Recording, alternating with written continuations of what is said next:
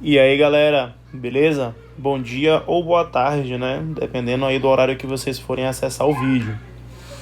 Então, hoje a gente vai falar um pouquinho aqui sobre o Egito Antigo, tá? Tudo se inicia em 7000 a.C., né? Populações ocuparam as margens férteis do rio Nilo, e aí elas eram dependentes de algumas cheias que eram periódicas, o acúmulo de humus, o solo fértil e, por consequência, uma agricultura de sucesso. A civilização egípcia formou-se em decorrência do crescimento das aldeias agrícolas, né, os nomos esses que eram liderados por indivíduos que tinham a alcunha de nomarcas, né? E apesar de existir uma frase de Heródoto, um historiador grego, que diz o seguinte: o Egito é uma dádiva do Nilo. Os egípcios tiveram muita habilidade e muito manejo dos seus recursos naturais, né? Que era justamente o entendimento dos regimes de cheias através da observação. E por isso eles conseguiram desenvolver diversas tecnologias que possibilitaram recursos diversos, como o transporte de água para locais que não eram tão assistidos pelas inundações, a drenagem dos terrenos encharcados e pantanosos e, por consequência, um aumento dos campos cultiváveis.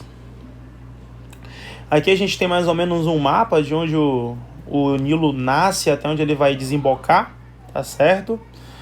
É aqui no Alto Egito que o Império Egípcio teve contato com os povos da Núbia, e é no Baixo Egito que tiveram contato com os povos do Mediterrâneo. Por volta de 3200 a.C., Nemes conseguiu unificar o Egito Antigo, né? Que é justamente quando se dá início ao governo dos faraós. É válido ressaltar, e essa informação é muito importante, que o faraó ele era considerado um deus, dando origem a um dos primeiros estados teocráticos do mundo, né? Estado teocrático é quando o governante, além de governante, também é a personificação de Deus na Terra. Então, o faraó, ele é tido como, além de um governante, a personificação de Amon-Ra. Ra é o deus Sol, o principal deus dos egípcios. E o Egito unificado foi dividido em três momentos, né? Três grandes fases, separadas por períodos intermediários: o Antigo Império, o Médio Império, o Novo Império, até eles serem finalmente incorporados pelo Império Persa, tá? Aqui no Antigo Império nós vamos ter a paz interna e a prosperidade econômica, além, é claro, da construção das pirâmides de Gizé. No Médio Império restabeleceu-se a unidade política e a expansão em direção à Núbia, além, é claro, da expansão das áreas agrícolas e da vida cultural. Durante o Novo Império, houve a expulsão dos Ixos, a retomada da Núbia, a conquista da Palestina, da Síria e da Fenícia. Entre o Antigo Império e o Médio Império, foi justamente quando aconteceu o estabelecimento dos nomarcas, no poder e a criação de estados independentes. No intermédio entre o Médio Império e o Novo Império, foi o momento em que o Egito foi dominado pelos Ixos.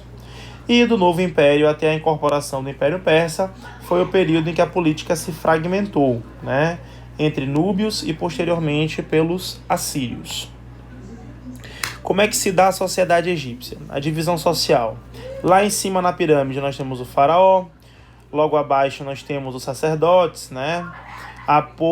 Mais um pouco embaixo, os altos funcionários do Estado, abaixo escribas, depois comerciantes, artesãos, camponeses e, por último, os escravos, que atendiam ao mesmo padrão de escravidão da antiguidade, tá? Eram filhos de escravos ou indivíduos que tinham dívidas e pagavam essas dívidas através de trabalhos forçados.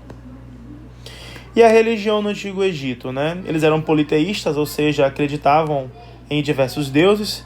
Eles tinham uma perspectiva animista, relacionando seus deuses a entidades da natureza, e eles tinham uma forte crença na vida após a morte, né? No Antigo Império, a vida após a morte era apenas para os faraós. Posteriormente, isso se transforma para todos os egípcios durante o Médio Império, né? As tumbas dos faraós eram as pirâmides. A dos egípcios mais ricos, eles eram mumificados, né? E os mais pobres envoltos em mortalhas e depositados nas areias do deserto. Os deuses tinham uma forma humana e animal, né? Surgindo aí uma combinação das duas que ficou famosamente conhecida como antroposomórfica. E o conhecimento desenvolvido pelos egípcios. Nós tivemos os hieróglifos, né? Eram os textos sagrados. Nós tínhamos a hierática, que eram os textos oficiais, e a demótica, que era o uso cotidiano. Então, ao contrário do que muitos pensam, os egípcios eles não escreviam apenas utilizando-se dos hieróglifos, tá? Confeccionaram as primeiras folhas, né, através do papiro, criaram relógios de água e de sol e também desenvolveram a aritmética e a geometria. Por hoje, meus queridos, é só e até a nossa próxima aula.